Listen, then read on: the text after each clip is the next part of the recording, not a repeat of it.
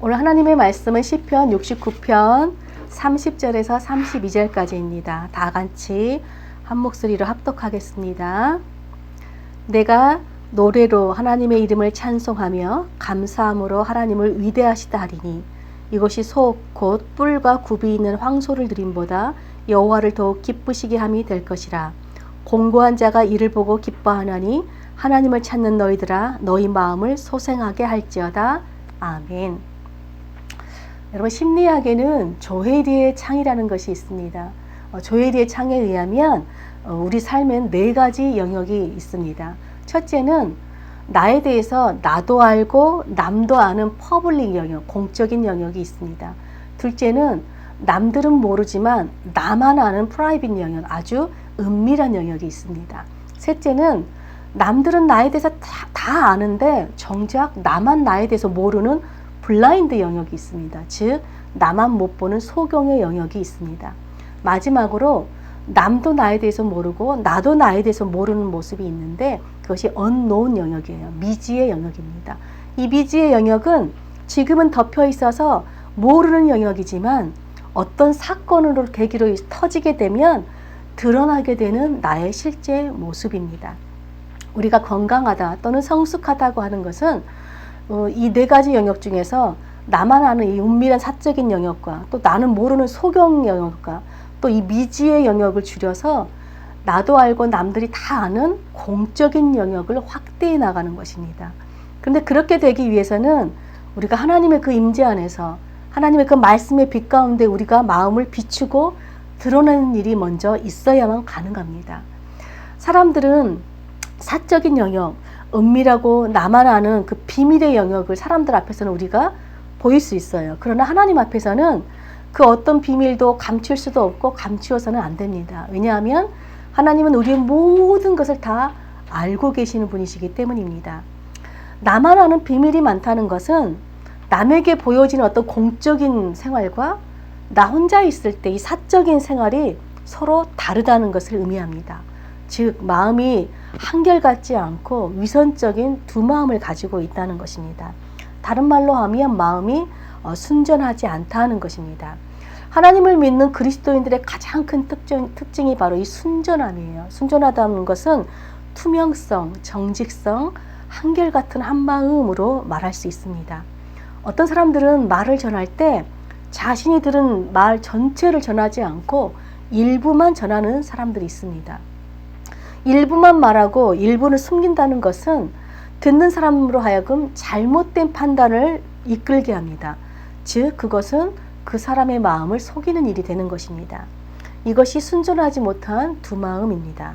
여러분, 순전함이란 속임이나 가식이나 위선이 없이 일관성과 성실성이 있는 상태를 말합니다. 여러분, 성경에서 이 마음이 순전한 사람을 뽑으라 그러면 우리는 아마 다윗을 뽑을 수 있을 것입니다.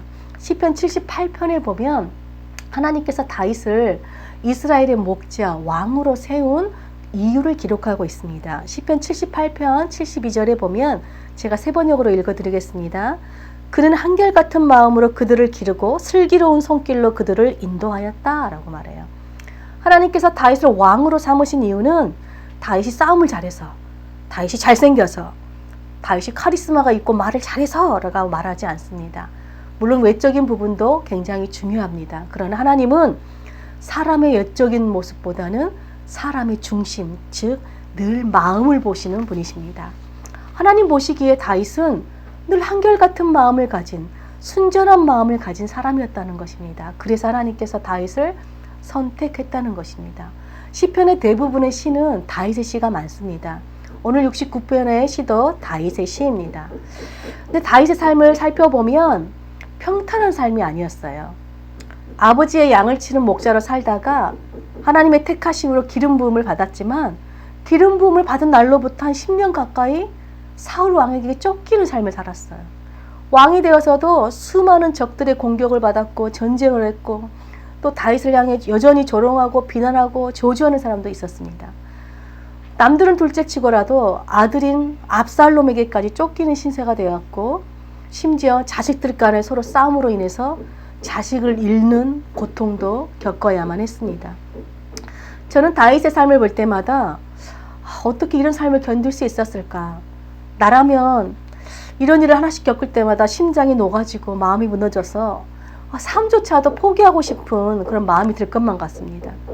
그런데 다윗도 역시 심장이 무너지고 또 마음이 녹아지는 일들을 겪은 것이지요. 그런데 녹아졌던 다윗의 이 심장이 다시 강심장이 되고 또 무너졌던 마음이 다시 담대한 마음으로 회복되는 놀라운 비결이 있었습니다. 그것이 바로 우리 마음을 강하고 담대하게 소생시키는 하나님을 찾는 것이었습니다. 여러분, 하나님을 찾는다는 것은 기도한다는 것이죠.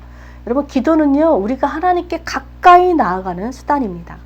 다윗은 마음이 무너지고 심장이 녹아지는 일을 겪을 때마다 누구한테 가까이 갔냐? 하나님께 가까이 갔어요.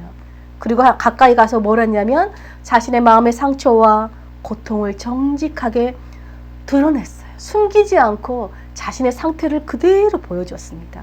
다윗은 하나님 앞에서만큼은 자신의 마음을 숨기거나 감추지 않았어요. 하나님 앞에서만큼은 어떤 은밀한 비밀도 없었습니다. 오늘 시편 69편의 시작을 보면요, 다윗이 1절에 이렇게 시작해요. 하나님, 저를 구원해 주세요. 그래서 계속해서 하나님, 저에게 좀 응답해 주세요. 주님, 한결같은 사랑으로 저한테 응답해 주십시오. 14절에 보니까 수렁에서 건져주시고 깊은 물에서 건져주시고 웅덩이에서 건져주십시오. 또 17절에 보니까 주님의 얼굴을 내게 숨기지 말고 속히 응답해 달래요. 그리고 18절에 보니까 내 영혼에게 가까이 하셔서 나를 구원해 달래요. 나에게 가까이 와달라는 거예요. 다윗이 하나님을 향해서 속히 오라고, 빨리 오셔서 나를 구원해 달라고 기도하고 있다는 것은 지금 다윗이 굉장히 절박하고 긴급한 상황에 있다는 것을 의미합니다. 그럼 얼마나 절박하고 긴급한 상황인지 2절에 보니까 이렇게 고백해요. 나는 설 곳이 없는 깊은 수렁에 빠지며 깊은 물에 들어가니 큰 물이 내게 넘치나이다. 다윗은 지금 하나님, 저는 바다에 빠져 죽기 일보 직전에 있어요. 주님이 빨리 오시지 않으면 저는 빠져 죽습니다. 라고 지금 말하고 있습니다. 다윗이 얼마나 간절히 하나님을 부르짖고 찾았던지 3절에 보니까 내 목이 마르고 눈도 피곤합니다. 라고 고백해요. 이 3절을 공동 번역은 이렇게 번역했어요. 눈이 빠지도록 주님을 기다리다가 목이 쉬도록 주님을 부르다가 지쳐버렸습니다. 여러분, 다윗은 왜 이런 극심한 고통을 당하고 있는 것일까요? 4절에 보니까 까닭 없이 자신을 미워하는 자들이 머리털보다 많대요. 그리고 그들은 자신보다 더 강한 자들이라고 말합니다. 심지어는 자신이 다른 사람의 것을 훔치지도 않았는데, 잘못하지도 않았는데 대신 물어줘야 하는 억울한 일까지도 겪고 있습니다. 이럴 때 가족들이라도 자신의 마음을 헤아려주면 위로와 힘이 될 텐데 8절에 보니까 가족들조차도, 형제들조차도 다윗을 모르는 사람처럼 외면하고 있다고 말합니다. 여러분, 살면서 고난이나 어려움이 닥치면 여러분은 가장 먼저 무슨 생각이 드세요? 저는 어려움이 올 때마다 가장 먼저 내가 하나님 앞에 감추고 있는 죄가 있나? 내가 하나님 앞에 고백하지 않은 죄가 있나? 라를 생각하게 됩니다. 그래서 가장 먼저 그런 어려움이 올 때마다 하나님, 내 안에 내가 하나님 앞에 고백하지 않은 죄가 있다면 이 시간 용서해 달라고. 하나님, 저는 제 안에는 선한 것이 하나도 없는 죄인입니다. 주님, 저를 용서해 달라고 회개 기도를 합니다. 근데 다윗도 보니까 너무 큰 고통 앞에서 이렇게 고백해요. 5절에 보니까 하나님이여, 주는 나의 우매함을 아시오니 나의 죄가 주 앞에서 숨김이 없나이다. 다윗도 어려움 앞에서 생각나는 죄가 있었던 것 같습니다. 물론 어떤 죄인지 기록되어 있지는 않지만 자신의 죄를 숨김없이 하나님 앞에 고백해요.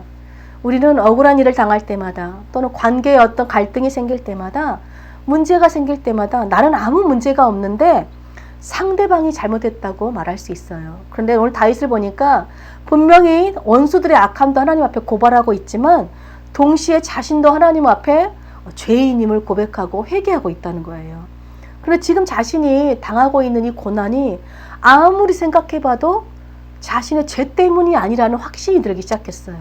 그래서 자신이 지금 받고 있는 고난의 이유를 하나님 앞에 이렇게 고백해요. 9절을 보니까 주의 집을 위한 열성이 나를 삼키고 주를 비방하는 비방이 내게 미쳤나이다 이래요.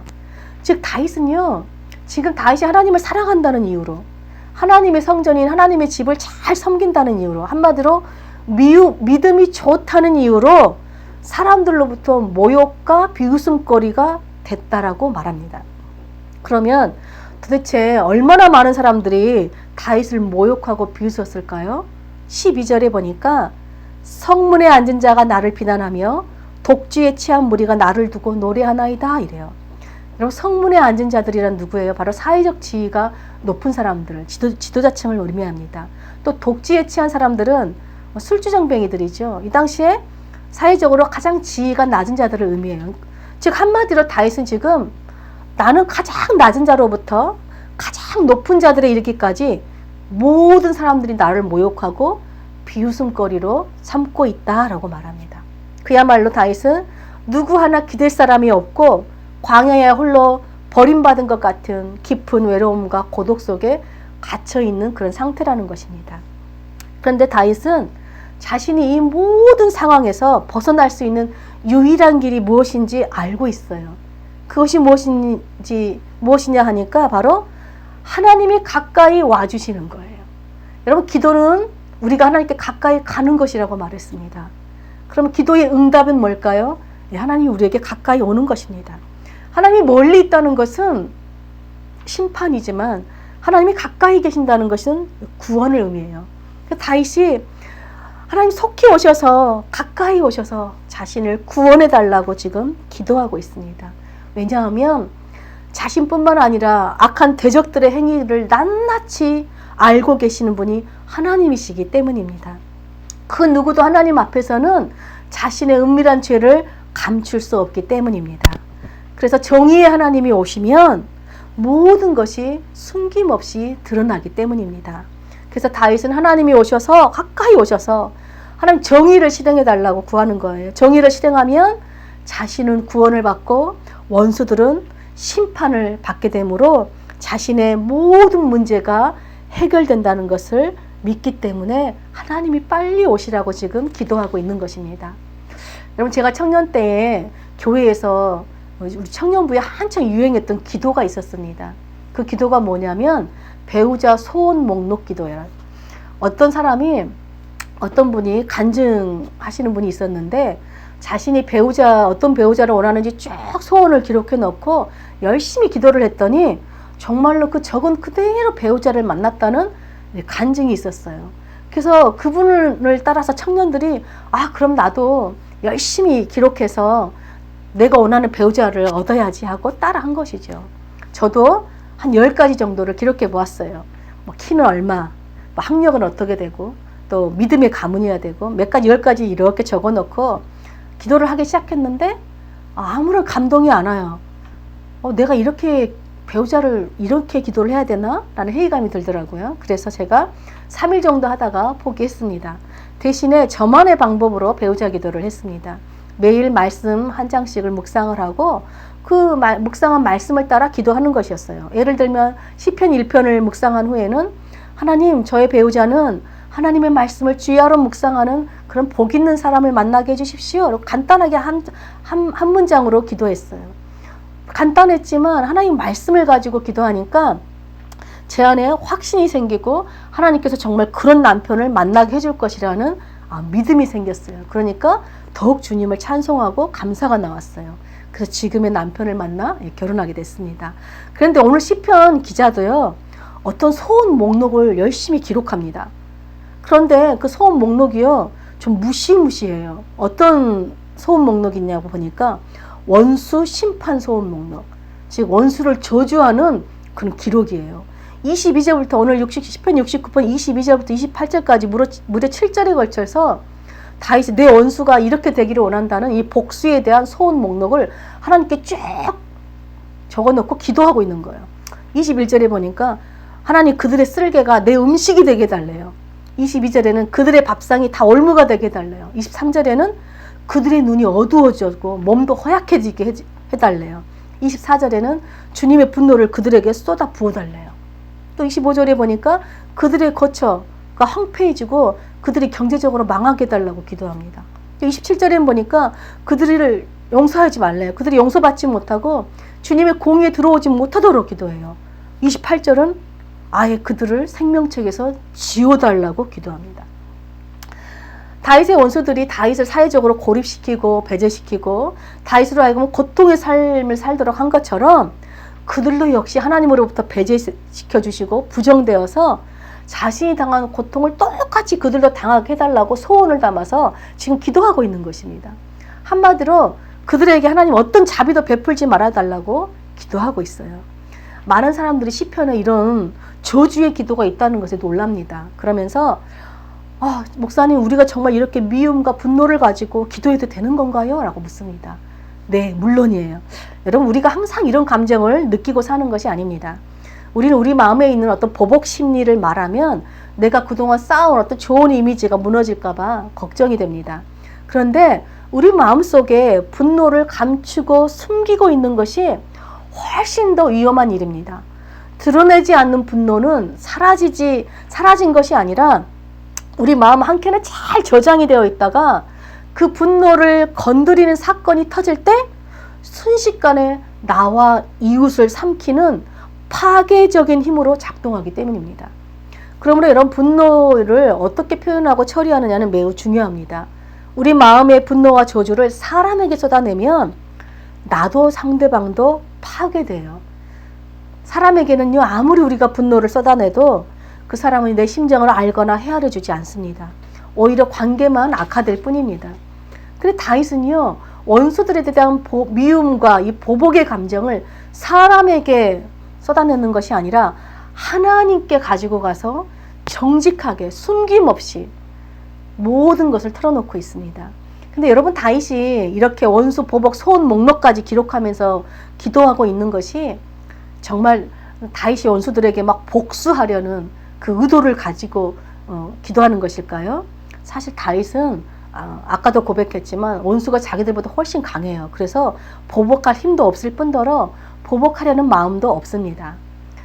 다윗이 이렇게 기도할 수 있는 것은 자신의 원수를 갚지 않으려고 하는 마음 때문이에요.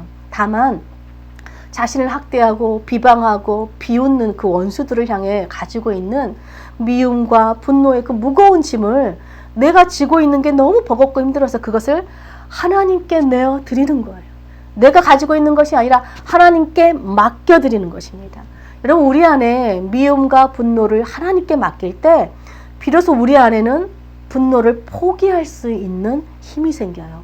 이것이 바로 우리의 상한 마음을 주님께 드리는 것입니다. 그리고 다윗이 원수를 향해 저주를 빈다는 것은 사실은 그들을 용서하기 위한 긴 여정의 첫 시작 단계라고 할 수 있습니다. 용서는 저절로 되는 것이 아니라 우리 감정을 하나님께 숨김없이 고백하고 내어드리는 그 과정으로부터 출발하기 때문입니다. 그래서 하나님은요, 마음이 상한 자를 가까이 하시고 구원하신다고 말씀하세요. 또 상한 마음으로 하나님을 찾고 기도하는 것, 이것이 하나님께서 원하시는 예배라고 말씀하십니다. 시편 34편 18절엔 이렇게 말합니다. 여호와는 마음이 상한 자를 가까이 하시고 충심으로 통회하는 자를 구원하시는도다. 또 시편 51편 17절은 하나님께서 구하는 제사는 상한 심령이라. 하나님이 상하고 통회하는 마음을 주께서 멸시하지 아니하시리이다. 여러분, 다윗은 원수를 보복하기 위한 목적으로 지금 기도하고 있는 것이 아니에요. 하나님 앞에서 자신의 삶을 돌아보며 먼저 자신의 죄를 인정하고 회개하였어요. 그런 다음에 하나님 앞에서 그 원수들을 향한 자신의 온갖 은밀한 감정의 비밀들을 깨뜨리고 하나님께 내어드린 것입니다.